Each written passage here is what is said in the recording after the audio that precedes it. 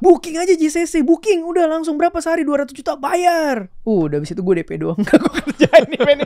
Hilang aja 200 juta. 200 juta hilang. Hilang. Karena Kita kasih solusi.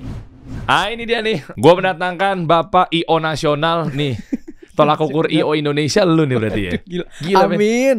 Theo, gile. Yuk. Halo dari Jadi pameran-pameran di mall. Ya. Gue sebenarnya penasaran sih kisah balik atau sisi lain gimana sih caranya kita bikin event di mall atau mungkin event-event atau eksibisi ya. Gue nggak tahu deh. JCC juga termasuk kali ya. Iya. Nah, itu kan Seluk Beluknya kan padat banget dan katanya kalau bisnis event tuh apa ya, ceruk masuk uangnya tuh atau revenue streamnya.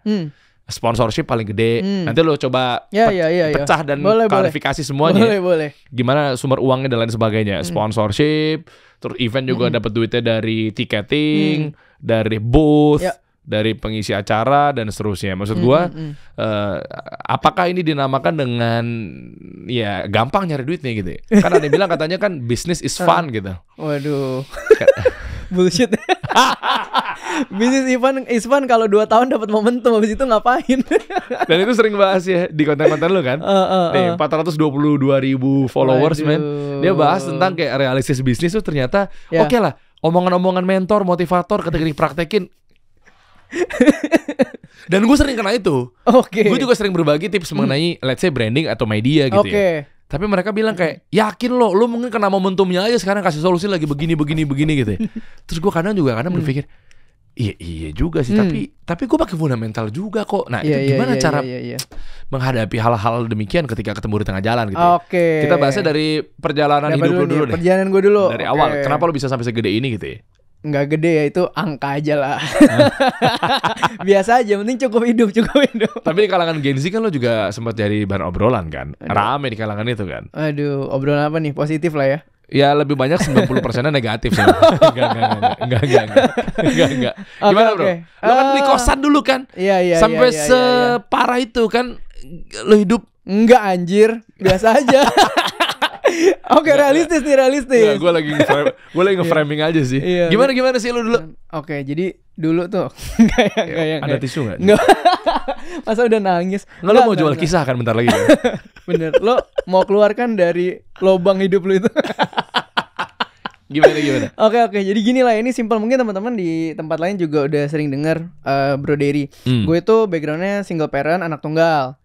Tapi bukan berarti kayak wah susah banget nih telur asin bagi 4 ya. Nah, itu kayaknya zaman orang tua zaman dulu banget. Bener gak, telur asin bagi 4 kan cerita zaman dulu banget ya.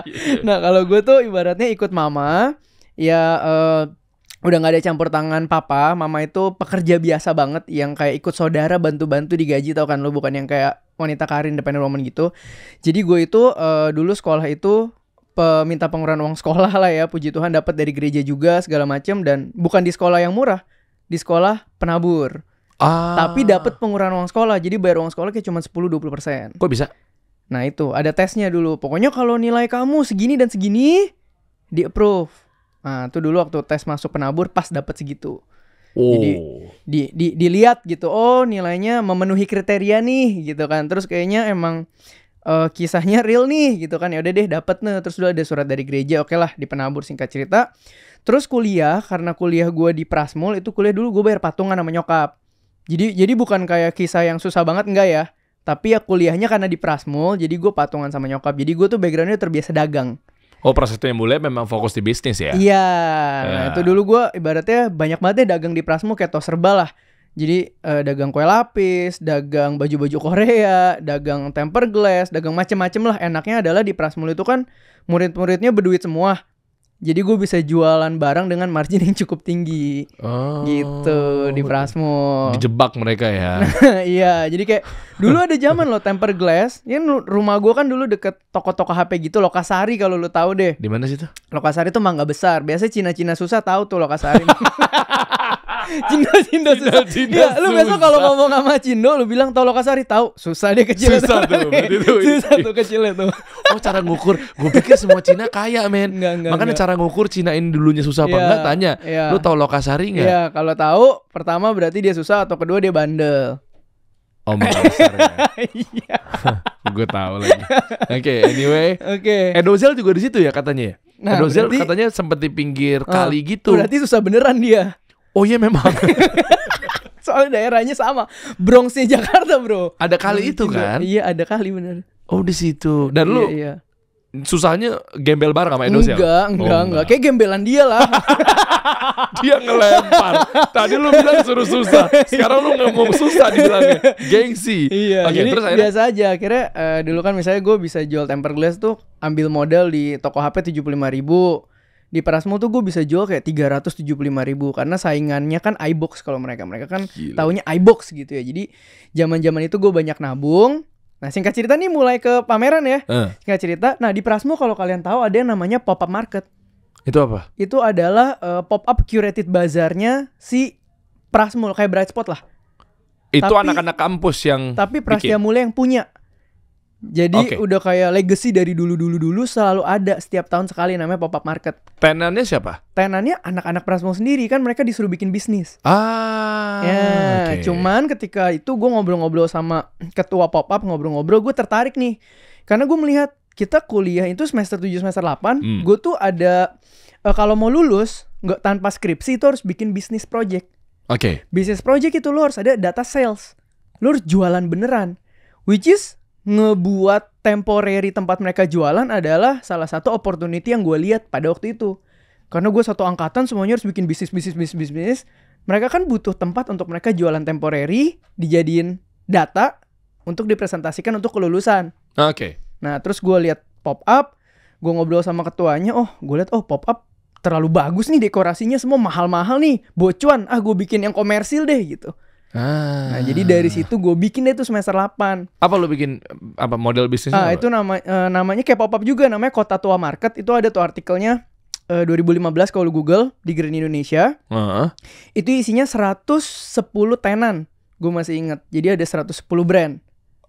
Nah 67-nya itu anak Prasmul.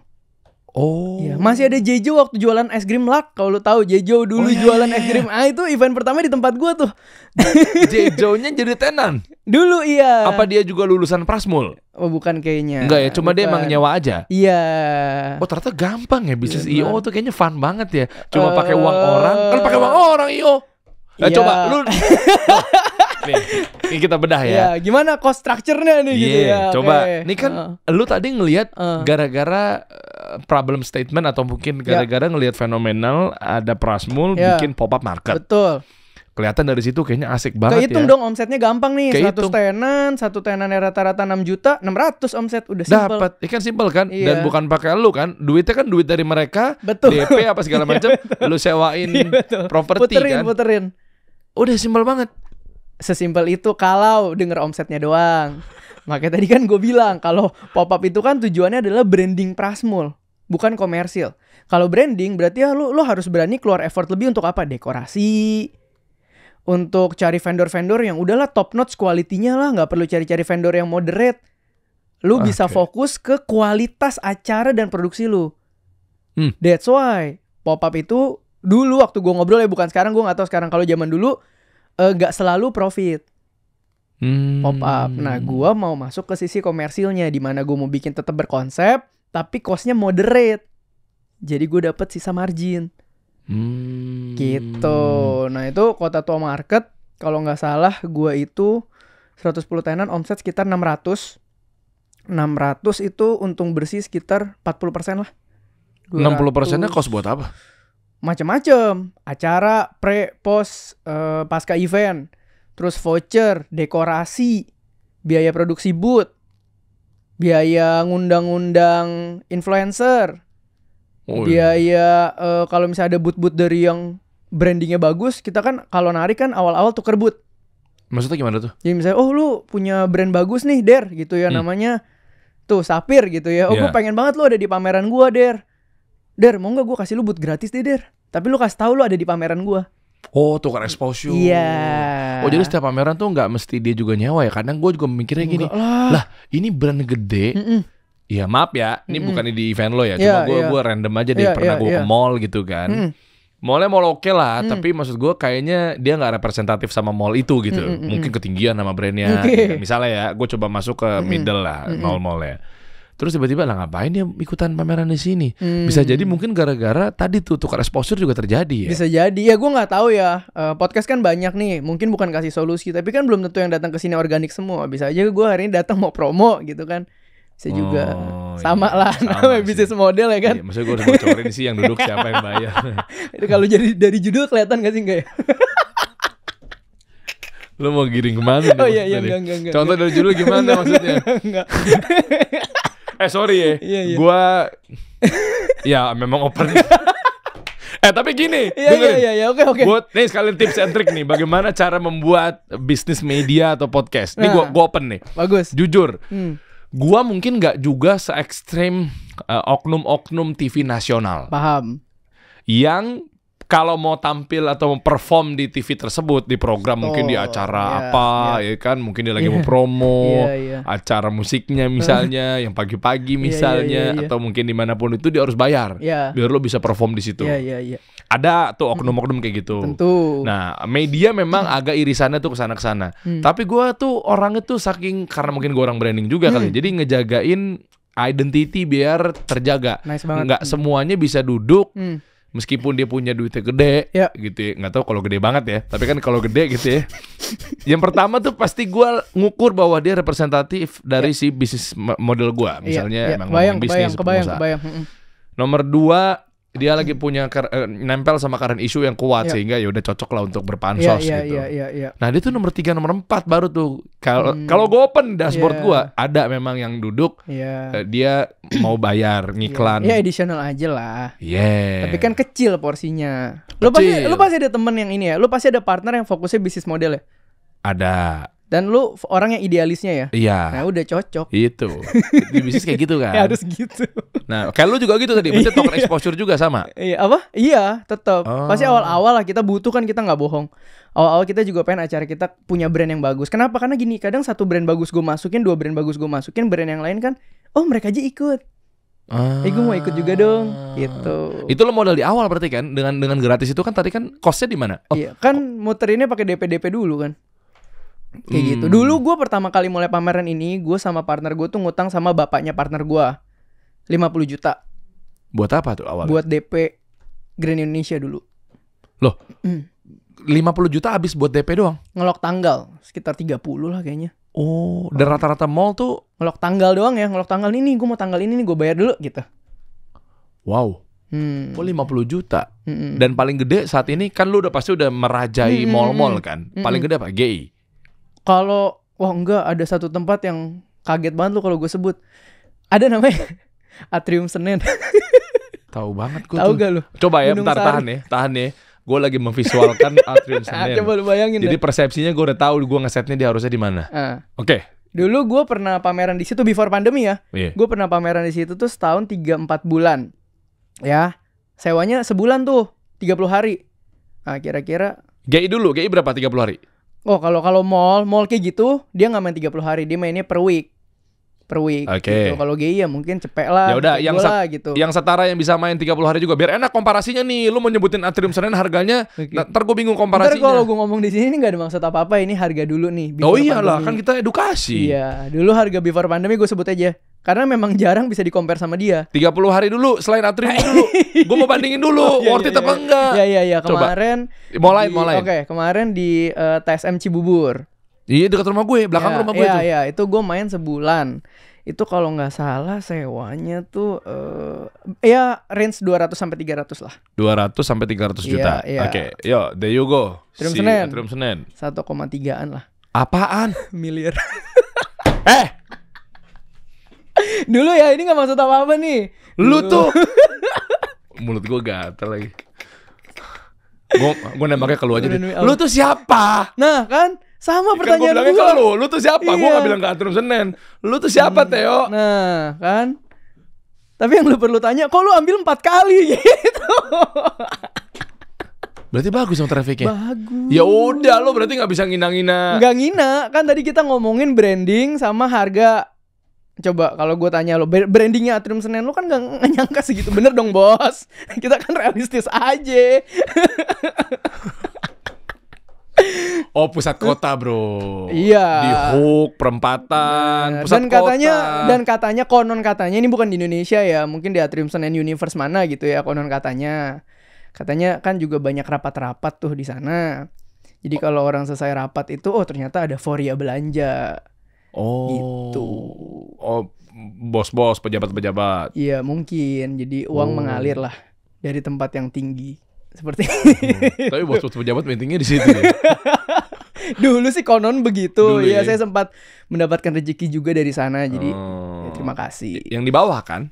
Iya. Yang di lantai pertama pas lobby itu kan. Iya. Manjang itu tuh. Iya, orang sampai Depan ada body orang shop. yang 1-2 tenan nggak bisa. Kalau di situ kan tipenya harus nagihnya per hari ya. Per hari. Jadi biasa kalau gue pameran nih, bro, misalnya kayak sekarang di Peak Avenue lagi ada nih 10-12 hari. Itu kan gue langsung nagih orang bayar lunas buat 12 hari di depan. Gitu. Misalnya satu booth 25 juta, ya udah bayar 25 juta buat 12 hari nih gitu ya. Udah. Kalau di situ sistem penagihan tuh per hari. Oh. Nggak bisa tuh kayak gitu. Jadi bener-bener udah harus ada finance gua, orang penagihan khusus yang tiap hari nari. Bahkan ada pernah waktu itu di akhir ada yang jualannya nggak bagus. Mereka tuh sampai udah telepon gue cuman bilang, "Pak, saya udah nggak bisa bayar, matiin saya aja, Pak." Matiin saya aja, Pak. Saya udah nggak bisa bayar. Gile. Kayak gitu. Jadi audiensnya beda-beda lah. Gitu. Itu dulu tuh pernah zaman di situ. Dulu gue kenal tuh manajer eventnya. Kalau nggak salah ya, ini koreksi gue kalau salah, namanya Mas Dedi. Dia jago banget, pinter banget tuh. Gue nggak tahu lo pernah berurusan sama dia apa enggak. Dedi pindah ke Pasar Festival Kuningan. Oke. Dibikin event juga di situ. Iya. Manajer markomnya kali ya mungkin bisa dibilang ya. Akhirnya jalan Pasar Festival, dia bagus. Terus gue gak tahu dia ngelamar atau gimana, Mas Dedi ke radio gue. Makanya gue tahu di Emera Group, Trax FM, Hard Rock FM, Cosmopolitan FM, di radio gitu ya. Di situ tuh ngurusin event markom gitu-gitu tuh. Oke. Dulu namanya siapa lu berurusannya? Dulu namanya Andrew. Oh, gue gak tahu. Lah, Tahun berapa tuh? 2000. Gue sih 2000. kali. Oh enggak, Deng. Gue zaman-zaman Atrium Senen dan gue aktif waktu itu reguler di Pasar Festival 2007, 2006. Oh, jauh banget ya. Iya, zaman-zaman itu tuh. Iya, masalahnya gue kan baru mulai 2015. Oh iya. 2006 gue berarti baru selesai ujian nasional. Nggak usah dibanding-bandingin umurnya. Pengurangan uang sekolah SMP 1 berarti. SMP 1 ya, nggak usah dibandingin umur lo sama gue. Nah itulah suka dukanya tentang business owner atau lu kan sebagai business owner ya, yang ngelola perusahaan seputar IO kali ya namanya. Iya, jasa lah ya. Sekarang jasa, kan gue creative agency, exhibition. Nah kalau gue ngeliat dari lu kan Byte Project ini kan berarti kan IO-nya. Betul. Kenapa bukan event organizer tapi malah exhibition organizer? Nah beda. Jadi bedanya apa sih? Gue tuh tahun depan Januari mau keluarin business unit baru yang namanya Byte Event. Nanti gue tulis itu event organizer. Jadi beda nih, ada dua nih, kita pisahin ya. Iya, tapi secara pembedaan tuh apa maksudnya? Kan bukan namanya ya, maknanya gue tahu eksibisi. Bisnis modelnya lah. Bedanya apa sih? Beda. Kalau exhibition organizer, duit gue yang gue puterin. Gue punya duit, gue mau bikin pameran 40 tahun ini, gue pilih mallnya, gue ajak kolaborasi, mau bikin apa nih? Kayak Peak Avenue nih, gue lagi bikin sports 50 tenan lebih, ada golf, ada tenis. Kayak Kota Casablanca, bulan lalu gue bikin Korean Beauty, ada Korean Festival, ada beauty-nya. Kemudian misalnya high-end Jepang, gue bikin lagi di Peak Avenue. Jadi mau Jepang tapi yang semuanya middle high. Nah itu kan kolaborasi antara gue sama si mall gitu ya. Gue yang nentuin tahun itu mau event berapa banyak. Gitu loh. Duitnya di gue. Gue muterin duit gue. Kalau rugi, gue yang nanggung rugi. Kalau untung, untungnya full di gue. Oke? Ini exhibition organizer nih yang gue jalin sekarang. Kalau event organizer, uangnya uang korporat. Uang brand, uang klien. Mereka bener-bener pure jadi pengerja event. Oh, paham gue bedanya. Beda. Iya. Beda. Misalnya gue nih, gue bawa atas nama G-Water. Iya, lu mau bikin launching nih. Gue mau launching, terus gue mau bikin event. Ya kan, pokoknya G-Water ada budget. Betul. Gue sama Juragan 99 Sigilang nih. Iya kan, pokoknya kita atur deh. Lu atur deh, Der. Partneran gue sama dia. Nah, lu boleh white label tuh ke gue ntar. Nah, gue tinggal bilang sama lu nih, Theo, gue mau launching event ini, nanti pokoknya pamerannya seputar kesehatan-kesehatan lah. Karena gue mencerminkan brand gue tuh tentang kesehatan, sehat, mineral gitu kan. Mantap. Nah, ya kan memang G-Water tuh bisa dibilang natural artesian lah. Oke, ini bisa collab sama Peak Avenue gue loh. Iya, sports lo ya tahun depan ya. Jadi gue jualan, lu juga jualan nih. Sekalian. Nah, berarti gue kontak lu nih. Kalau IO dulu ya. Iya, event organizer nih. Oke. Gue mau bikin satu event, gue mau launching produk gue di pameran sekalian aja deh. Nanti lu undang tenan-tenannya, lu cariin deh tuh. Pokoknya yang representatif kesehatan. Tapi jangan minuman karena kan head to head sama gue. Betul. Terserah deh, mau lu herbal, mau lu vitamin, suplemen, multivitamin, apa segala macam ya. Lu bikin itu temanya, kampanye seputar sehat and free penyakit. Udah lu kasih gue budgetnya, gue bikin quotationnya, gue bikin ideationnya, proposal lempar ke lu proof, udah lu tinggal tunggu hari H aja, lu datang jadi eventnya. Event organizer. Ya, lu ngambil cuan di situ tuh. Management fee mungkin sedikit markup dari biaya vendor yang gue udah ngambilnya borongan bisa gitu. Iya kan ya jual beli ya. Ya artinya pokoknya quotationnya budget sekian, nanti lu kasih quotation sekian. Gue cocokin sama budget perusahaan gue, oke masuk gas. Bener. Kalau eksibisi berarti gue nggak ada urusan dan nggak bisa campur tangan sama event lu dong? Enggak. Jadi event ini ya kerjaannya gue sama mall. Gitu loh. Emang ini udah haknya gue mau taruh siapa aja, tim gue yang ngatur. Budgetnya dari siapa? Dari gue. Oh di sini kan budget acara dari lo, dari brandnya. Ini kan budgetnya dari gue yang nentuin semua gitu. Gue yang udah ngitung. Lu bisa nggak nyari sponsor? Bisa. Lah kalau kita sama-sama aja dong, tiba-tiba lu nawarin ke gue, terus gue bilang ya udah, J-Water gue naro 500 juta deh, sama aja kan? Bisa. Nah kan kalau lu naruhnya ke sini, ya bisa. Jadi gini, bisnis modelnya kalau yang gue jalanin sekarang itu kan full dari tenan. Tenannya okupansi 80%, 70% atau 90%, 100%, gue udah ada margin. Lu datang ke sini sebagai sponsor, ya udah berarti gue dapat additional margin dari lu. 500 juta lu kasih gue, tapi ini tenan gue udah full, ya udah 500 juta buat gue. Oh iya benar. Kalau kayak gitu ya, soalnya di situ berarti gue tinggal nagih exposure-nya aja, brandingannya gue bikin begini, kontra prestasinya betul. Pokoknya satu layar semua. Logo gue nih misalnya apa. Ini kan gue di Peak Avenue kolaborasi bareng, dapat billboard semua tuh di Peak. Jadi kalau lu lewat Peak ada billboard gede depan Peak Avenue, itu lagi acara gue. Itu kan ada sponsornya juga. Itu lu jual ke sponsor. Iya, lu bisa isi acara, lu mau pakai brand lu buat the whole day juga bisa. Misalnya Saturday J-Water, lu pakai tuh panggung gue sehari tuh. Oh, kalau titling itu berarti gede ya uangnya ya, yang masuk ya. Iya, kalau budget lu gede kan. Ya kan kalau jadi titling atau jadi judul acara kan, Saturday J-Water itu kan pasti kan. Gue nggak tahu nih, gue makanya mau belajar nih bisnis model kayak gini nih. Jangan belajar, white label aja lempar ke gue kalau. Dia nggak mau ada saingan. Lu fokus media aja udah bener. Dasar lo Cina. Gue gak rasis ya. Gue gak rasis. Gue lagi bilang bahwa memang nih Cina tuh jeniusnya begitu. Cara berpikirnya gitu. Gue juga ada turunan sih emang begitu. Akal-akalan nih. Akal-akalan montir lo. Iya, lu fokus aja udah kasih solusi aja lu terus. White label ke gua. Terus kalau lihat dari sisi obstacle atau masalahnya di mana, Bro? Maksud gua kan kayaknya sehat-sehat aja. Lu kepentoknya di memasarkannya kali ya, pemasarannya.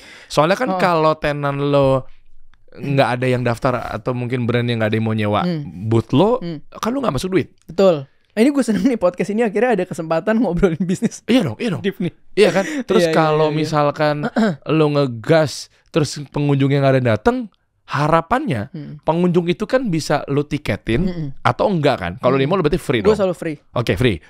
Tujuannya kan berarti kan exposure kan? Iya. Pasti kan lo punya target kan? Betul. Ada KPI atau target ke sponsorship. Betul. Berapa pengunjung yang datang?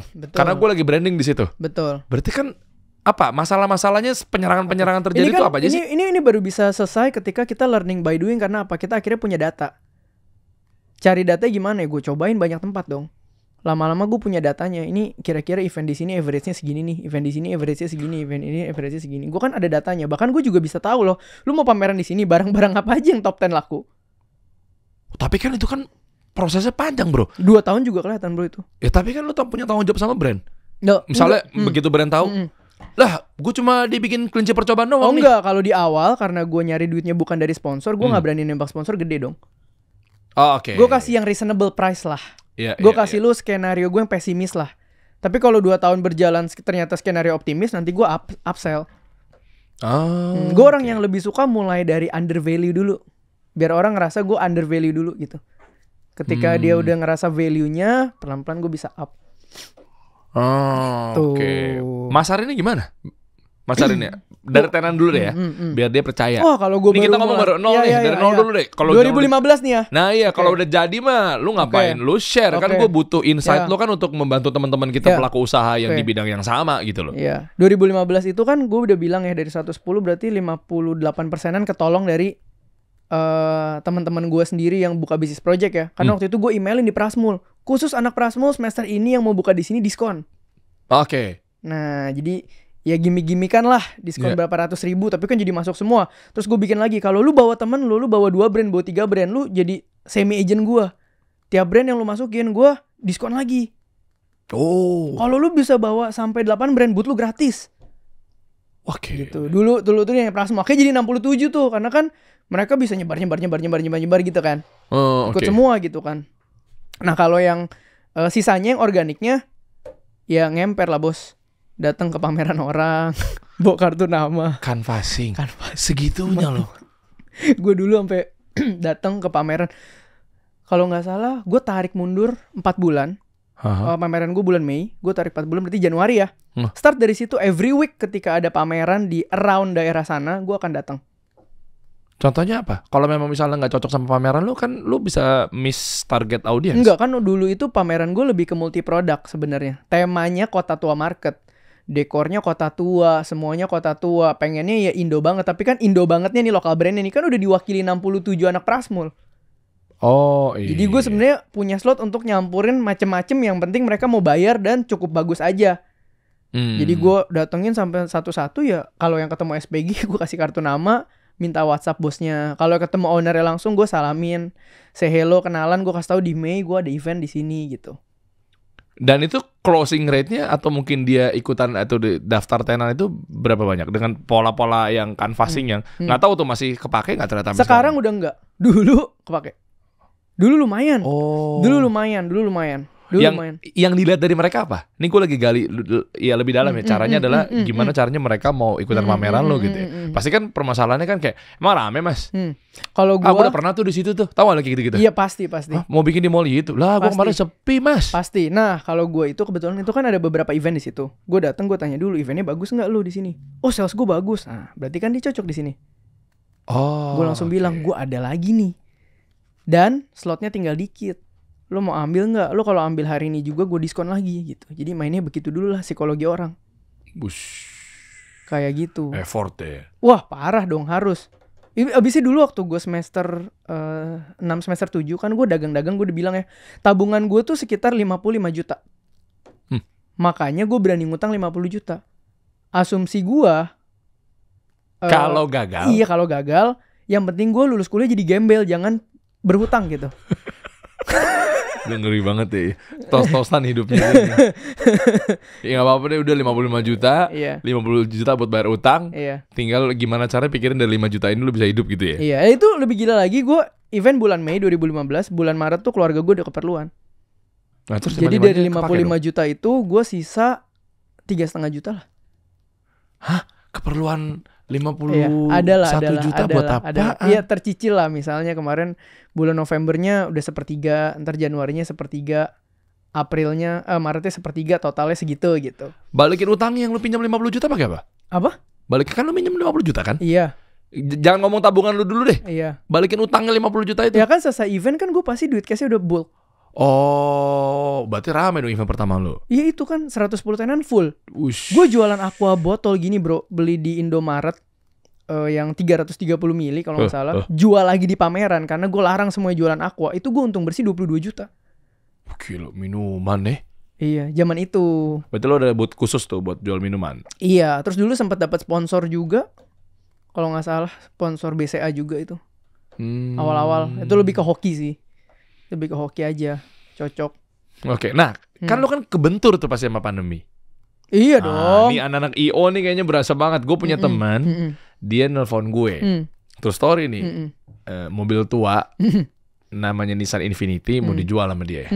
BU. Salah satu, iya karena, nah ini menarik nih. Jadi dia pengen jual tuh Infinity. Gue butuh nggak butuh, udahlah gue sikat aja deh. 30 juta. Oh, cengli tuh. Iya, ya kan, ya udahlah. Bantu-bantulah. Bantu-bantu bener. Terus dia cerita katanya mall itu nggak mau tahu. Lo memang. Begitu udah pandemi datang, ini belinya pas gue pandemi pokoknya, pandemi kemarin. Memang. Tiba-tiba gue harus bayar ratusan juta tuh. Memang. Dari mall-mall yang udah lo booking, begitu pandemi nggak ada alasan. Lo kan udah booking. Duit lo nggak balik. Gak balik. Bener. Dia stres banget tuh, sampai jual-jual nggak karuan tuh aset-asetnya dia. Nah, begitu pandemi lo gimana rasanya? Kan lo mulai dari 2015. Iya. Artinya 4-5 tahun berjalan, pandemi datang tuh. Oke, gue kasih tahu dulu pro cons dan step by step perjalanan gue ya. Jadi gini, selama 5 tahun itu gue adalah orang yang sama partner gue itu kalau ada lebih tiap akhir tahun bagi dividen. Jadi bukan tipe yang numpuk equity. Oke. Akhir tahun bagi gitu ya. Terus 2020 kan mandek. Pokoknya kalau nggak salah duit company ya kita sisain aja 1M misalnya, 1,5 M misalnya gitu. Ya di pandemi udah DP segala macam, abis nggak bisa jalan ya abis. Jadi di pandemi gue tuh vakum dulu. Nah kalau lo lihat di sana ada yang namanya coffeemintstocks.id. Lo ingat tahun 2000? Nah hokinya gue adalah 2019 bulan Juli gue mulai namanya Coffee Meets Stocks. Coffee Meets Stocks ini namanya kopi ketemu saham. Simple. Dulu ada teman gue belajar di brand yang dulu sempet jelek banget, lo tahu kan? Brand keuangan besar yang akhirnya yang bertiga. Iya, yang ya Uska gitu ya dulu ya. Oh. Ya. Siapa namanya? Akar dulu. Ya, dia pernah bikin kelas saham bareng partnernya itu 5 juta di hotel 1 hari. Terus gue nemenin temen gue gitu ya. Temen gue tuh kayak struggling lah, nabung 6 bulan buat ikut itu. Gue temenin, selesai. Wah ini kok isinya sampah banget ya, gue bilang. Ini isi cuma 100.000 nih anjir, gue bilang. Terus gue bilang sama partner gue juga yang suka invest saham, kita bikin yuk yang orang bisa praktek nih. Kita bukan paling jago nih, enggak. Tapi kita kasih tahu yang setidaknya bare minimum orang bisa mulai invest dengan lebih safe. Di coffee shop aja 1 juta aja seorang. Muncullah tuh Coffee Meets Stocks. Jadi dulu ngopi ber-15 belajar saham, ber-20 belajar saham. Asik juga idenya. Kayak gitu. Terus 2020 ternyata pandemi, keuangan kan gila kan. Di situ gue baru ngerasain namanya kenapa orang suka banget jual kelas. Bisnis model kelas legit banget di situ. Iya, apalagi waktu gue shifting ke Zoom. Wah, itu gila banget. Itu gue sempat ngeriset ya, bisnis pelatihan apa segala macam ya, online course gitu kan, e-course, e-book, macam-macam deh. Karena memang datanya ketika pandemi itu banyak yang pivoter ya, pivoting gitu, ya kan? Pengacara tiba-tiba bikin brand, dokter tiba-tiba bikin brand, ya kan? Pemain-pemain IO tiba-tiba bikin coffee shop gitu kan. Jadi gimana caranya mereka udah punya harus ilmu nih. Betul. Ilmu tuh harus gue ngegas karena gue sebelumnya bukan di zona itu gitu loh. Bener. Mau gak mau, buat gue entrepreneur tuh harus adaptif karena kita gak pernah tahu apapun yang terjadi kan. Regulasi bisa, force major bisa. Kita gak bisa ngomong nih usaha gue paling tahan banting selamanya gak bakal mati. Gak ada lah. Hal kayak gitu exist gak ada gitu, kecuali udah jadi ekosistemnya gitu ya. Nah itu juga yang terjadi begitu pandemi. Oh ternyata ini mungkin udah jalannya Tuhan. Dari awal ada Coffee Meets Stocks yang cuma sampingan karena gue happy aja ngerjainnya. Tiba-tiba begitu pandemi yang ini mati, yang ini melejit. Karena online. Gue baru tahu yang namanya. Ya mungkin omset gak gede ya. Omset sempet nyentuh 500-600 juta. Tapi bersihnya itu bisa 590 juta. Hah? Karena kelas dan nonton videonya lifetime gitu. Zoom-nya gue sewa lagi. Gue nggak subscription dulu tuh. Apa positioningnya? Saham ya? Dulu seputar apa saham kelasnya? Dan finance, iya. Saham sama finance ya? Ya, itu tapi ada kok di zaman pandemi muncul influencer bertiga, cowok 2 1 cewek, hancur bisnisnya setelah diinvest. Itu ngomongin saham juga sama keuangan. Iya mungkin kan visi beda-beda. Visinya beda-beda. Gue masih ngopi loh sama salah satu tuh terakhir. Ayo. Ini bukan kata gue ya. Apakah gara-gara kata orang katanya isinya pada kosong? Ya gue gak bisa ngomong ya. Dia orang gunanya. Emang gue nyebutin siapa? Kita kan gak nyebutin nama orang ya. Ini buat belajar aja. Iya bener-bener. Nah itu kenapa tuh? Ya visinya aja beda kali. Visinya aja simple beda. Dan kan marketnya sekarang hilang. Kok hilang? Market trading volume saham kan sekarang hilang. Lu kalau dulu ke manajer investasi, mereka tuh nawarin lu reksadana saham. Sekarang kalau lu ke manajer investasi, mereka nawarin lu reksadana pasar uang, bos. Oh iya. Makanya Coffee Meets Stocks sekarang B2C-nya jujur loss.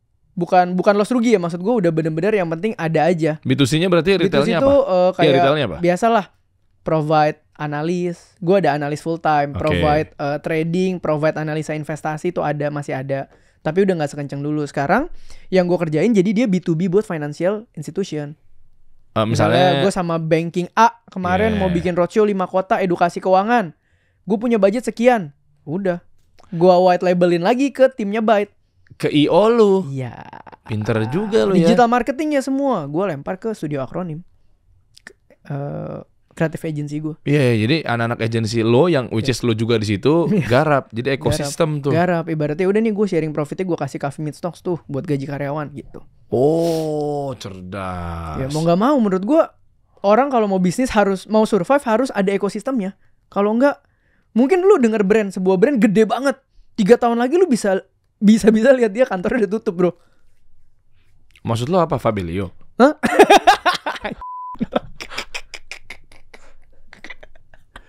JDID. Gue ngomong bisnis lo ya. Ya kan emang JDID sama Fabilio bisnis. Iya, maksud satu gue furnitur, satu lagi marketplace. Bisnis cash flow. Bukan valuasi. Ya, kalau valuasi ya udahlah. Yang profit and loss sama bootstrap misalnya. Iya, yang cash flow aja, yang real aja. Kalau valuasi ya susah lah, bro. Tapi masih zaman main valuasi di zaman sekarang. Enggak lah, kan ditutup cakep banget dulu kan. Sama? Buat gue yang paling sukses. Sama Buka. Oh iya. Iya. Iya kan? Iya. Yang exit paling dewa. Iya. Pasio. Dia syuting pakai boxer tapi hartanya gede banget. Dengan story terbaik, timing terbaik, valuasi terbaik. Langsung. Gila. Sekarang ada yang main juga merger ya kan? 6 kemarin gue cek sahamnya. Susah, Pak. 6, gue pikir 9, turun lagi 6. Gue gak tahu sekarang berapa. Susah. Kalau valuasi kan emang main berapa sekarang Goto? Udah gue cap gue ya kayaknya kemarin. 55 kayaknya kemarin malah udah. Ya, kita fokus di per IO-an ya. Iya, intinya boleh lagi. Berarti tantangannya selain pandemi, pemasaran, kalau audiens atau yang datang itu kan lu kasih gratis. Ya. Padahal kan bisa lu kasih tiket, bro. Ya nggak mungkin lah. Kenapa? Itu kan lumayan naikin, tapi nggak gede revenue-nya. Kalau dari tiket. Belum pernah coba. Lah kan ada 20.000, 15.000. Iya belum pernah coba karena buat gue itu nanti ngelawan tenan gue kayak takutnya jadi ada celah kayak begitu trafficnya turun, lu sih udah duitin tiket. Gue nggak jualan gara-gara lu, gue nggak mau. Kan klien utama gue tenan. Pemasukan paling utama tetap sponsor. Tenan. Pokoknya gue selama okupansinya bagus, gue nggak perlu sponsor, gue survive. Sponsor semua additional. Gila nekat banget loh. Soalnya ada teman-teman gue main pameran tuh malah sponsor pertama loh. Nah beda bisnis model kan gue udah bilang. Paham. Tapi maksud gue lu tetap mager pitching gitu sama mereka? Bukan mager pitching. Kalau gue udah 100% okupansi, gue gak butuh sponsor, udah legit bro. Margin bisa 30-40%. Iya, cuma mempercayain mereka mau ikutan pameran lo itu tuh yang berat tuh. Setahun bikin 40 pameran. Oke, kontennya apa? Kan pasti kan tenan masuk kan gak melulu tentang mall, gak melulu tentang tema besar, gak melulu tentang siapa tetangga gua yang ada di sana. Pasti dia berpikir bahwa si itu juga buka booth, ya udah deh gue oke deh, lumayan lah naikin traffic. Ya kan apapun itu bentuknya, tapi kan ada juga hal-hal yang menjadi penghambat gitu. Biasanya apa sih? Biasa simple sih kalau bisnis kayak gini. Marketnya aja.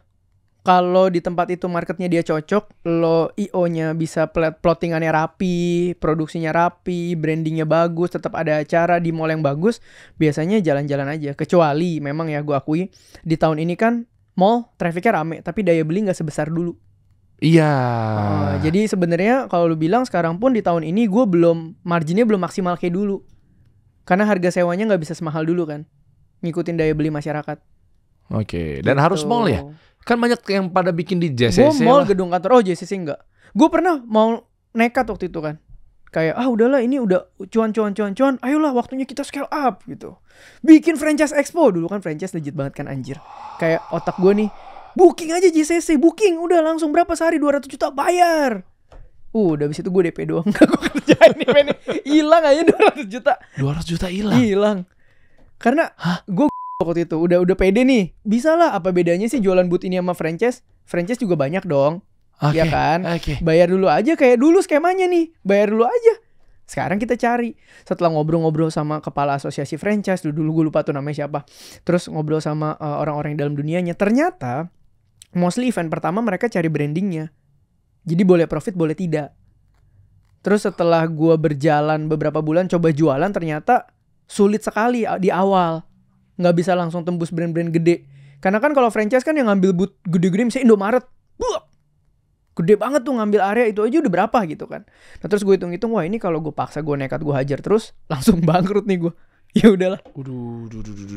Mendingan rugi 200 juta. Mendingan rugi 200. Oke, nah ini kita bandingkan coba antara JCC, itu lu nyebutnya apa sih? Stand alone, apa sih? Gue nggak tahu deh. Apa tuh? Kan ada mall, ada JCC. Ya anggaplah kalau misalnya liga besarnya kita ngomong JCC, J-Expo, ICE. Ya, itu penyebutannya apa sih? Kalau nebeng mall kan nebeng traffic ya. Betul. Ya pasti kan orang ke mall gitu. Jadi lu nggak perlu takut juga tentang traffic kan, yang datang orang-orang pengunjung apa segala macam.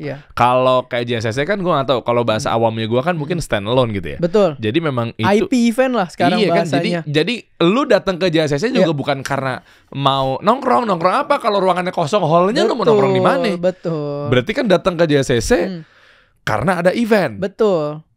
Nah, kenapa orang tuh berani di JCC atau tidak beraninya? Gara-gara susah bawa trafficnya. Bukan masalah susah bawa trafficnya, lu harus lihat yang main di sana tuh nggak ada grup kecil. Emang iya? Kalau nggak pun itu grup yang sudah berjalan lama. Iya. Atau lu tiba-tiba bilang, wedding mulai bangkit lagi nih. Ayo bro, kita bikin aja judulnya, kasih solusi wedding. Bikin di ICE BSD langsung sewa 3 hall. Lu kira gampang? Nah, kecuali lu ada duit investor belum muter, ayo. Kalau duit sendiri gue enggak dah. Ya digoreng aja biar demand-nya wedding naik. Ya bisa. Digoreng pam gitu ya kan, kayak sekarang nih misalnya. Gue bikin aja TikTok domination atau TikTok booster. Pameran-pameran konten kreator buat ngajarin lu gimana caranya jadi host live TikTok. Bisa. Kan gara-gara nebeng tunggangannya si fenomenal TikTok kan. Kayak gitu-gitu lu gak bisa baca? Bukan gak bisa baca, karena cost-nya sama kita punya revenue stream-nya itu kalau untuk event pertama skala JCC itu ngukurnya susah. Ngukurnya tuh susah bener-bener, karena itu semuanya per meter, mahal-mahal. Kita belum tahu okupansinya bener-bener bisa berapa, kecuali lu diajak sama orang yang sudah punya networknya. Mereka tinggal lempar proposalnya, ayo jalan deh gitu. Tapi kalau untuk sendiri kayak gue dulu bootstrapping, masih kenalan satu-satu, sekarang harus email satu-satu, susah. Atau dibalik lagi tuh, lo goreng tuh tentang yang tadi, bukan nebeng yang lagi rame. Mungkin kalau tadi oke lah lagi rame gitu ya. Orang branding banget ya lo ya. Iya benar. Iya benar. Saya akui ya. Kalau gue ada di posisi lo, gue punya bisnis model kayak lo nih, ya nggak tahu ya. Gue nggak ngomong tentang udah pasti lakunya apa enggaknya ya. Tapi minimal gue ada upaya untuk duduk meeting tim gue, pasti gue lihat, oke, ini TikTok lagi rame.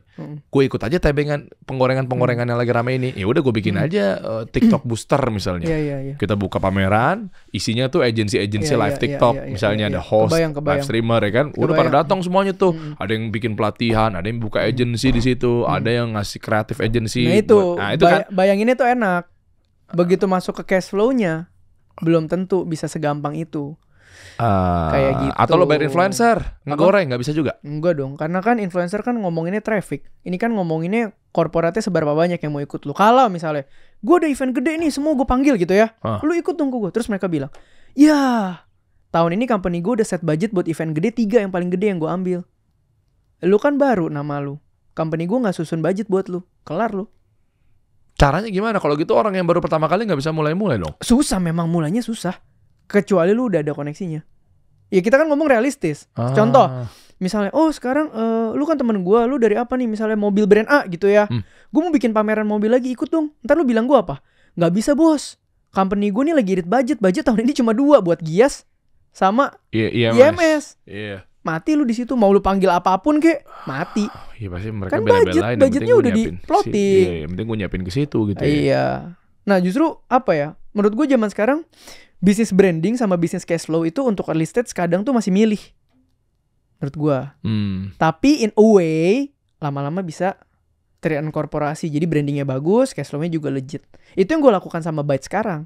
Sekarang gue banyak tematik nih. Bikin sports, bikin apa. Ini gue juga lagi lihat mana yang pelan-pelan dalam in the next year gitu ya. Dengan network yang lebih bagus, dengan database yang lebih kuat, bisa kita scale up ke sana. Oke, berarti konten juga termasuk menjadi daya tarik nggak? Misalnya datang gara-gara ada apanya lah iya gimmicknya. pastilah. Bagi-bagi nih atau ada gimmick-gimmick apa sih kalau event-event biasanya yang unik-unik tuh? Pasti. Ya kalau pengisi acara oke lah ya umum kayak ya. golf gini kan ada BA brandnya pasti dateng. Coach Koreanya yang ganteng yang terkenal dateng. Ngapain dianya gitu maksud gue? Maksud cuma dipampang doang? Iya ada acaranya, ada nanti ketemuan dengan audiensnya, ada workshopnya. Oh itu yang bikin ini ya naik ya? Iya bisa kayak gitu. Dan tiap mall itu kan lo harus kenal karakter audiensnya beda. Wah serius lo? Iya beda-beda. Karena apa? Misalnya CP anak barat banget gitu. Iya, mungkin sama Kokas sudah beda tuh cara mainnya. Sama Peak Avenue udah beda cara mainnya. Bocorin dong, lu jangan pelit-pelit. Nggak bisa kalau yang ini. Ya udah bikin pelatihan deh. Enggak maksudnya. Ya gue tahu, mungkin lu punya rahasia tersendiri. Iya. Kenapa misalnya lu ke mall ini karena memang audiensnya habitnya begini. Iya. Kulitnya aja deh. Apa? Ya apalah, nggak usah ke trafficnya atau budayanya. Tapi lebih kepada mall Kokas tuh seksi di bagian yang mana? Simple. Coba. Peak Avenue, gue majority masuknya golf. Kenapa jadi golf? Karena banyak orang-orang kaya di situ. Betul. Yang olahraganya golf. Betul. Coba misalnya golf section ini gue pindahin ke mall lain yang domisilinya nggak seperti itu, nggak kebeli bos. Beda gitu loh. Orang gue kemarin bikin event high end Jepang. Ada tenan gue jualan pisau. Pisaunya tuh range-nya dari 11 juta sampai 150 juta. Pisau apaan sih buat ngupas bawang dong, coy? Gue juga kaget waktu itu dikasih tahu hari pertama kalau nggak salah bulan Maret kemarin laku 8. Ya gue nggak tahu range yang laku berapa ya, tapi kan gue shock aja anjir. Bisa laku 8 biji jual pisau semahal itu gitu. Oke. Itu kejadian di Peak Avenue tuh. Grand Indonesia gimana? Grand Indonesia jujur gue udah lama nggak buat di situ. Terakhir lokasinya. Terakhir ya legit, tapi itu kan 2015-2016. Yang lagi seksi di mana sekarang? Pondok Indah Mall oke nggak? Belum masuk. Oke. Gue belum masuk. Puri Mall. Puri Mall gue masuk. Saint Moritz. Di Mall Puri masuk. Kokas masuk. Terus Peak Avenue masuk. Kokas tuh nggak apa sih kantor-kantor gitu ya? Kokas kan di area itunya Food Society. Bukan yang area. Yang di bawah tuh yang Häagen-Dazs itu. Iya pokoknya yang makanan semua satu area. Iya. Terus satu area yang fashion semua ada H&M. Nah itu kemarin gue 2 area tuh. Oh gue pernah liat Erigo kan full kan di situ kan? Itu gitu. Depan Kopi Kenangan. Iya, yang biasa kita keluar dari Office 88 tuh langsung udah ada di situ. Iya, bikin begituan. Ya sekarang ya gue berusaha membuat brandingnya juga cakep ya. Tapi kan terkadang kan orang kalau lihat, oh itu bikin apa sih? Oh bikin gitu-gitu. Nah tapi kan ternyata cash flow-nya lumayan oke gitu. Makanya tadi gue bilang bisnis branding sama cash flow sekarang tuh zaman ini tuh agak milih kalau awal-awal gitu. Iya, betul, banyak yang kayaknya gila nih orang keren banget ya bisa bikinnya masif segala macam. Begitu lo orang bisnis lu bakal lihat si tai ini cash flow-nya dari mana? Ini mah gak ada cash flow-nya. Anjir. Iya tahu gue tuh. Iya kan? Gak tau kan dibuat boom gitu. Tapi pas dicek ya kan juga. lu ngerti juga pasti ini cash flow-nya dari mana? Gak make sense nih anjir gitu. Oke. Kalau yang di luar kota kan penonton gue gak cuma Jakarta bro. Tadi kita sebutinnya mall-mall di Jakarta doang. Lu pernah buat di luar kota? Nah tahun depan mau. Di mana? Mungkin Medan atau Surabaya. Medan tuh ada apa sih mallnya? Aduh namanya apa? Center Point sama Sun Plaza. Surabaya. Surabaya ada Tunjungan Plaza, ada Galaxy Park gitu, Galaxy Mall kalau nggak salah. Sutos ada nggak Surabaya Town Square? Surabaya. Enggak ke situ gue. Enggak, tapi ada. Enggak tahu. Gue juga asal nyebut. Gue enggak tahu lagi. Jadi gue tuh sering survei sekalian. Jadi gue kan sering diajak sama banking ngisi acara. Oke. Jadi kalau kayak kemarin lagi ngisi acara di Medan ya gue sekalian lihat-lihat mallnya, eventnya. Kemarin ke Surabaya sekalian lihat-lihat. Kan ini kan bahas brand ya tadi ya. Lu bilang banking apa segala macam. Yang dilihat dari perusahaan atau brand gede kan gak harus banking ya, penyebutannya apa ya? Sponsor apa sih? Ya klien lah ya. Iya. Yang dilihat dari klien ketika mau gandeng lu tuh mereka ngeliatnya dari apa sih? Nah ini beda. Jadi kalau sekarang ini kan gue pun personal brand gitu ya hitungannya ya. Secara gak langsung kan sekarang karena ada traffic ya jadi personal brand gitu ya. Nah gue sendiri itu sekarang ada, buat gue pribadi ini jadi satu entitas lagi, jadi CV barulah buat brand placement gue, invitation speaker segala macam. Ini sebenarnya nggak ada hubungannya sama bisnis gue semua. Ini kan yang tadi lu kemarin tuh gue ngisi foto-foto ini kan? Iya ngisi di CNBC tuh. Ngomonginnya apa? Dapat 1 miliar dari konten. Terus kemarin di Finvok ini ngomonginnya apa? Cara bikin konten yang shareable. Jadi sebenarnya kayak 4 entitas usaha aja. Yang ini CV gue, yang itu PT gitu. Oke, dan itu ngaruh. Berarti gini, ini menarik nih. Gue orang branding agak tipis-tipis ke sini seru nih. Ada corporate branding sama ada personal branding. Betul. ada IO-nya memang dipercaya gara-gara memang corporate branding karena dia nggak tahu siapa ownernya. Betul. Berarti pentingnya dengan lo bangun personal brand di sosial media sehingga klien atau mungkin brand mau ikutan pakai jasa IO lo itu ngelihat dari sosok lo tuh ngaruh. Itu yang gue lagi bangun, gue juga jadi part of the ecosystem for a while. Untuk meleverage itu semua. Jadi kayak misalnya creative agency gue, Studio Akronim. Gue tuh kemarin ada campaign sama brand finance tuh. Ibaratnya di sini tuh sebut brand nggak apa-apa ya? Nggak apa-apa sebut. Oh iya, kemarin gue campaign sama Pegadaian, personal brand gue. Itu tuh kayak yang ajuin gue ke Pegadaian tuh 4-5 agensi yang beda. Masukinnya nama gue semua tuh. Akhirnya deal lah 4 agensi. Jadi kayak udah hampir setahun nih gue campaign sama mereka. Kenal dong orangnya dong, udah ngobrol. Terus ya udah akhirnya kita sharing. Ya udah dia bilang, "Yaudah gue sekalian nama agensi lu deh." Nah, kemarin campaign bareng agensi gue. Jadi KOL gue, agensinya Studio Akronim. Kalau besok lu mau bikin event, ya bikinnya sama Byte Event. Lu lagi. Iya, gue bilang, gue berusaha membuat ekosistem. Apa yang belum ke depannya? Apa? Nah, ekosistem ini kan tadi kan segitiga emas tuh ya. Iya. Kira-kira lu akan nambah lagi apa enggak? Nih gue sama teman-teman pengen dapat insight. Gue lagi nunggu banget nempel-nempel sama media nih. Memang ada satu media. Karena kedepannya gue lihat semua media arahnya IP. IP itu butuh event sama kreatif. Gue udah ada dua-duanya.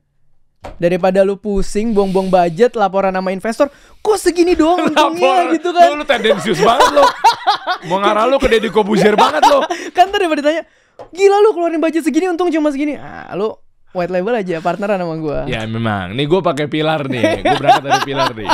Memang kalau media itu pilarnya itu nggak jauh-jauh. Nanti dari pilar media, gue pasti butuh community. Tuh kan, untuk ada gue tuh. Community apapun ya, karena untuk mereka main lah. Pasti. Ya kan kumpul itu bisa cuan lagi tuh. Pasti. Dari community tempat wadah untuk mereka berkumpulnya di mana? Event. Nah itu dia. Ya kan. Ini gue 4 pilar ini selalu gue gaungkan itu. Cita-cita gue ke depannya mungkin kayak gitu. Event lah inilah karena ya. Event kita nggak pungkirin kalau ngandelin nama audiens saja babak belur tuh. Pasti. Kalau datengin community ya mereka jajan. Betul. Ya kan. Nah baru yang keempat ya retail itu sendiri. Gitu ya apapun bentuk retailnya. Siapa tahu tahun depan mau bikin kasih solusi untuk UMKM. Nah kan database gue ribuan tuh. Anda emang Cina sekali. Terus lu butuh sponsor banking nggak? Gue kan tap in banking semua. Apa lu mau gue bantu dah? Iya bisa tuh.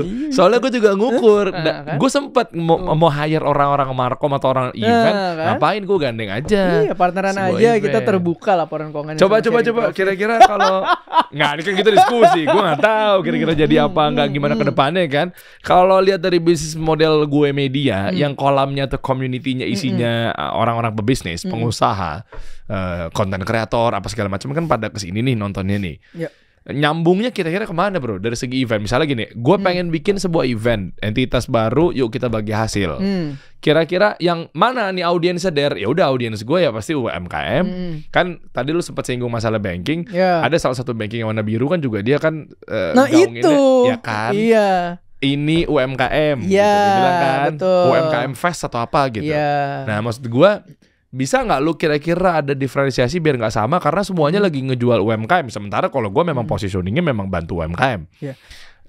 Ngarahnya kemana biasa kalau event? Nah sebenarnya kalau menurut gue ya ujung-ujungnya nggak mungkin lari dari sana karena kebutuhannya kan lagi di sana. Tapi kan kita bisa push di ekosistemnya. Buat gue yang bener-bener pelaku yang ibaratnya misalnya gue bikin 30 event deh setahun gitu ya. Satu event misalnya tenannya 50-100. Berarti ada berapa UMKM di dalam sana yang real jualan. Yang real gue tahu produknya mana yang top, mana yang enggak. Yang real kalau lu mau pendanaan aja gue bisa bantu cekin mana yang kira-kira bisa balikin pendanaan lo atau enggak. Oh ya? Iya dong. Lu bisa lihat mana yang laku, mana yang enggak. Audience market semua kayak gimana. Gitu. Jadi lebih ke arah nge-push ekosistemnya. Cuman kan balik lagi, gue ini kan sekarang cash flow machine yang brandingnya masih pelan-pelan. Makanya gue bilang gue butuh media dan buat leverage branding gue. Ya udah bismillah nih. Nah itu. Gitu. Iya bener bro. Apalagi sekarang lagi rame masalah TikTok dan lain sebagainya. Kenapa nggak kita bikin aja satu pameran yang tadi gue sebenarnya udah tipis-tipis sih. Itu sebenarnya udah diisi setengah kepala gue tadi. Waduh, boleh banget. Ya kenapa sih lu nggak buat? Oke lah di mall. Tapi tentang kayak masalah host live TikTok atau mungkin agency pada ngumpul. Gue sempat kepikiran juga memberi wadah anak-anak freelancer juga bisa buka booth, bisa flyering di situ. Yang lu ngomong kan semua sebenarnya ekosistem. Tinggal ekosistemnya kita mau perlengkapi kemana, di mana, seperti apa itu kan. Oh, awal tahun asik sih bro. Boleh. Bocoran dong kalau awal tahun spendingnya gimana para spender-spender ini? Oke, kalau awal tahun ini, tahun depan lah ya. Tahun depan, Januari aja. Jangan berharap. Kenapa? Kan kepotong pemilu sama lebaran. Ntar dulu. Nah, ini kasih masukan nih. Bagus nih. Terus kalau memang misalnya kita mau kolaborasi, jadwal event gue udah semester 2 semua. Semester 1 ada lah tapi. Akhir tahun nggak mungkin dong, nggak ngejar dong. Enggak, ya semester 2 ke atas lah. Semester 2 berarti bulan apa tuh? Ya after lebaran lebaran plus sebulan lah. Audiens gue juga insya Allah gede loh. Maksud gue kan bisa datengin. Itu dia. Gue gak pernah lo bikin event bareng media, exhibition dengan quote syariah. Wah, Om Deddy aja mau ngambil gue karena kan? dia gak punya marka syariah. Lu liat gue gini kan, butuh teman. Minimal lu panjangin jenggot. Itu dia, gue kan butuh teman. Butuh teman ya, halus sekali ya. Butuh teman, iya. Emang kalau perawakan begini masuk ke syariah gimana? Banking syariah juga kadang mikir juga. Emang lo harus kolaborasi bro. Nah itu dia. Kita kan diciptakan beda-beda memang untuk berkolaborasi. Betul. Kemarin sih BSI pernah mampir di sini sih. Jago syariah juga lagi spending juga. Syariah tuh besar pak. Gede banget kan. Kapan lo mau login? Jadi kesono. Mendingan gue berteman. Iya setuju. Nanti kita bahas mengenai event benar tuh. Iya. Tentang pelaku-pelaku syariah lagi gede banget bro. Mereka lagi haus tentang event, ilmu dan lain sebagainya. Kalau payment gateway mungkin kalau lo ada temen yang kerja di sana gitu ya, terus ngobrol-ngobrolin online tuh terbesar apa sih di tahun-tahun kemarin, kan semuanya pasti gamis. Iya. Kita undang satu figur, sering banget gue bahas mengenai Zafer tuh nggak lo, yang ganteng-ganteng menjual benda tuh. Kita suruh konten aja mereka fashion show kayak mereka apa tuh. Iya. Cakep tuh. Dulu aja gue bayar kuliah dari jualan kue lapis pas lebaran bro. Oh iya gede. Kedorong juga gitu momentumnya. Jadi biarpun kita berbeda tapi kan jadi berkat buat gua. Ini kan kita mau amalah sama siapa aja. Gue bisnis mau sama yang non muslim kayak nggak masalah gitu. Nah nanti kita bahas terkait konten-kontennya apa. Muslimah tuh gede banget. Gila market loyalisnya brand-brand hijab. Hijaber kebayang banget bro. Kebayang bro, cuman emang butuh teman bro. Iya, gue tahu. Makanya lu berat kan. Iya. Casing lu begitu. Gimana kan gue ngomongnya susah. Iya, nanti kita bahas. Di bulan apa sih yang seksi itu? Tahun depan setelah pemilu kapan sih? Februari. Coblosnya kapan sih? Februari kayak. Hah? Kayak Februari deh. Coba. Lu kan merah banget nih. Dia nyoblosnya kapan? Anjir. Gue giring opininya. Anjir, gue padahal semua endorsement tentang itu gak ada yang gue ambil loh. Gue giring aja opini. Gue dapet loh sebenarnya 3-3-nya tapi belum ada yang gue ambil. Kenapa? Keren. Kenapa? Kenapa? Keren banget. Maksudnya lu gak peduli mereka karena cash flow lu udah positif. Gak butuh. Belum aja. Malas aja di labeling kayak gitu. Bukan di labeling, belum serak aja ke arah sana. Biarpun hanya bantuan media gitu. Oh memang sih di 3 calon itu Ahok gak jadi wakil sih memang. Makanya lu belum serak kan? Iya. Enggak, gue orangnya diplomatis gue gak kayak dia. Memang iya, gue liat figur-figurnya. Iya kan Anies udah ada Amin. Ganjar udah ada Pak Mahfud. Yang satu lagi? Prabowo belum tahu. Kalau Prabowo Erik ya. Iya. Katanya ke situ ya. Iya, kalau nggak ke Iya bener, Ahok nggak ada. Ahok nggak ada, makanya lu nggak srek. Ahok nggak ada. Bukan ke sana, bukan ke sana. Lah, gimana sih? Tadi lu bilang katanya ke situ. Sereknya bukan ke sana, emang belum hatinya belum gitu, belum aja. Kalau ada Ahok, Prabowo Ahok. Anjir dia ke situ lagi. Bukan anjir. Gue malah kalau ada Ahok, gue takut. Takut diaudit lu ya. Iya anjir. Aduh. Ya kita lihat lah nanti lah. Coba dong buka dong Byte Project dong, gue penasaran nih. Buka dong. Buka. Mau tipis-tipis gue mau lihat gimana sih cara lo main di sosmed tuh dengan IO main sosmed tuh jarang banget menurut gue ya. Ya menurut gue jarang. Oh golf ini ya? Iya ini lagi di PKV nih sekarang nih. Oke visualnya rumput-rumput dim, keren dim. Kan emang golf pak. Iya. Oh saya pikir kenapa nggak lumpur? Enggak maksud gue kan challenge. Iya enggak. Ini keren maksud gue, ini jadi background si rumput ini kan golf kan identik dengan rumput. Tapi banyak graphic designer tuh nggak paham tentang key visual sehingga golf mungkin dilihatnya pas sticknya doang, pas lagi ngedrive doang. Ini pokoknya pesan gue buat tim kreatif gue cuma satu sih, bikin aja high end gitu.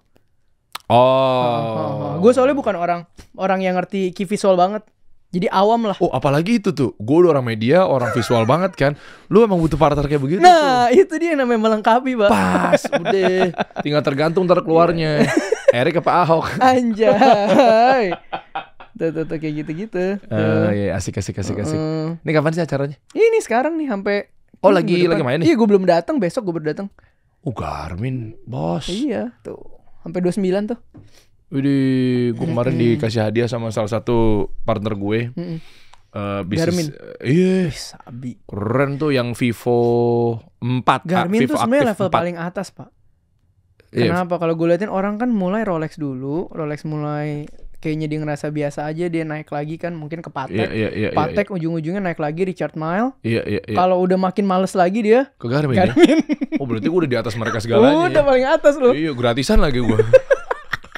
Makasih Pak Sukma, ada dia pengusaha herbal. Waduh. Terbesar di Indonesia, Nabawi Herbal. Salam kenal, semoga suatu hari bisa kenalan juga. Gue dikasih yang Vivo Active 4 berapa harganya? Gue lupa deh. Lumayan Garmin.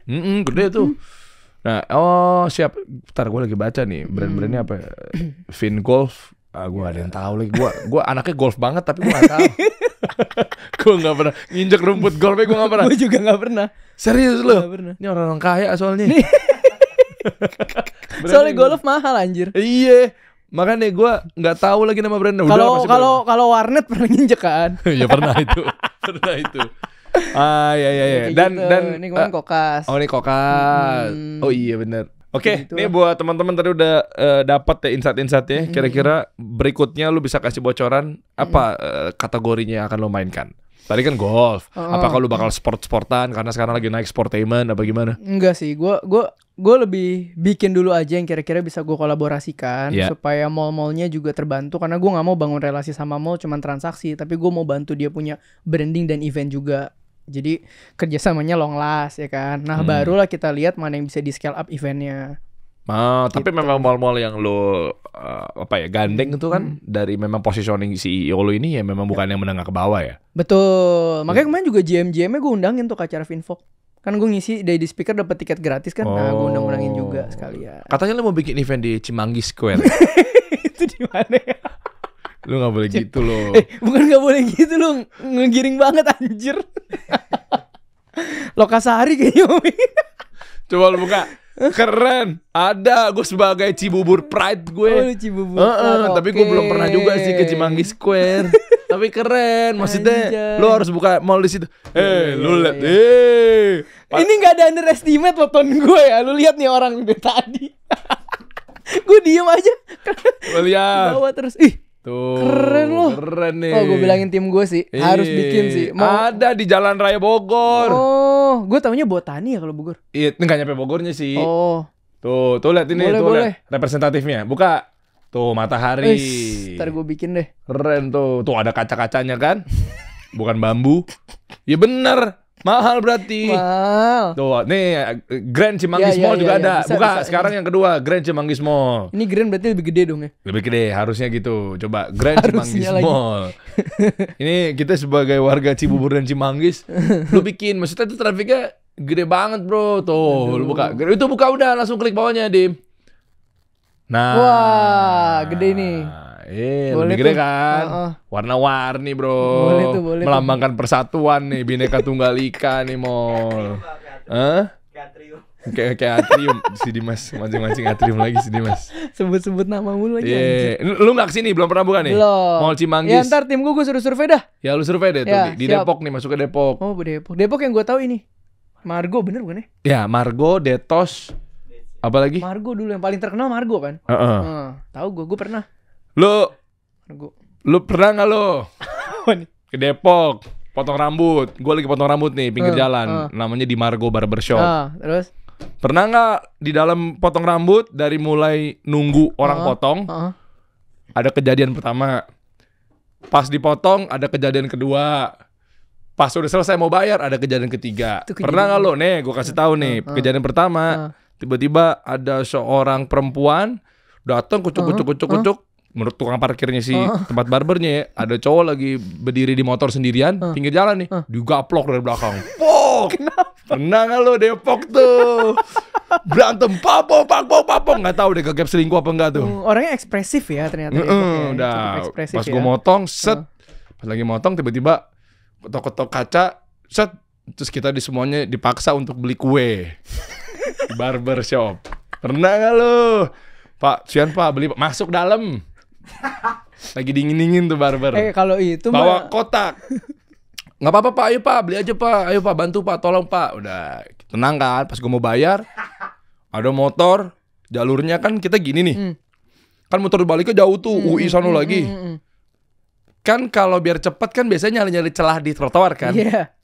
Pernah nggak lu ngeliat lu pas gue mau bayar lagi barber, tiba-tiba kok ada motor bunyi-bunyi gitu. Dia trotoar tengah-tengah biar males muter jauh, naik ke atas. Jadi dia ngegantung di gas tengah jalan-jalan. Mesinnya kok lu ketawa sih? Oh enggak, berarti orang-orangnya risk taker. Iya, mesinnya nyangkut tuh. Risk taker. Kayak mau turun mesin gitu. Pak, udah diam Kak. Dua bannya gantung. Kan trotoar tinggi tuh. Wow. Ya kan gak bisa kan. Akhirnya dicoba didorong rame-rame. Terus dia lagi bawa barang-barang. Depok tuh. Gunanya keren ya. Luar biasa tadi 3 adegan dalam 1 kali waktu. Sampai datang di Depok Bang. Depok tuh. Mereka hebat ya. Mentalnya strong loh. Mencerna 3 hal yang beda-beda itu aja gak gampang loh. Gue tahu arah lu muka lu. Buto hijau dari situ. Kolor hijau. Iya kan dari Depok. Iya. Yuda Keling juga. Yuda Keling. Fenomena kemarin lagi rame apa? Itu kan pada. Iya banyak selalu dibilang di Depok. Covid pertama. Bener gak sih? Iya betul. Iya kan? No. Keren emang. Keren, makanya nih. Lu kalau bisa buka di sini, lu akan melihat hal-hal tadi. Motor masuk mall. Kalau zaman dulu motor masuk ruang tamu. Iya ada. Karena kecil tuh. Iya.